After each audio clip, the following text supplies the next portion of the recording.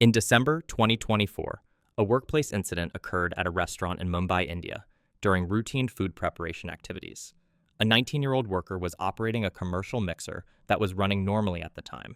While positioned close to the active equipment, an unintended interaction occurred between the worker's hand and the rotating components of the mixer.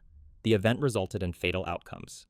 This incident emphasizes the importance of ensuring that only trained personnel operate powered kitchen equipment.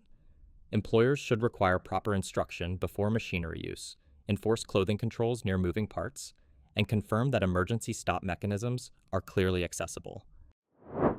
On February 7, 2023, in Taiwan, a crane was operating on a construction site without fully extending its stabilizing outriggers. As the crane gradually tilted, scaffolding stored on its bed began to fall. A worker standing nearby noticed the hazard and attempted to support the crane with his hands, but the shifting scaffolding struck him. Emergency responders arrived quickly and removed the worker from beneath the load, but he was reported deceased due to the incident. This incident underscores the critical importance of deploying all stabilizing equipment before operating cranes or similar machinery.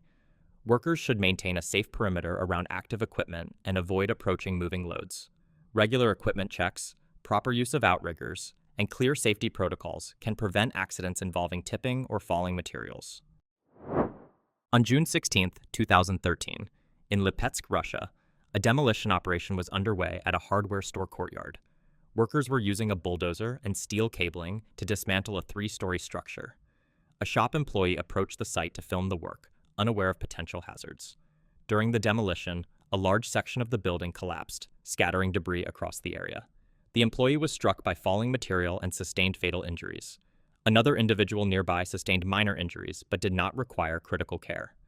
This incident emphasizes the importance of establishing clear exclusion zones around active demolition sites and maintaining strict situational awareness. Only authorized personnel should be present, and protective barriers should be in place to prevent bystanders from entering hazardous areas.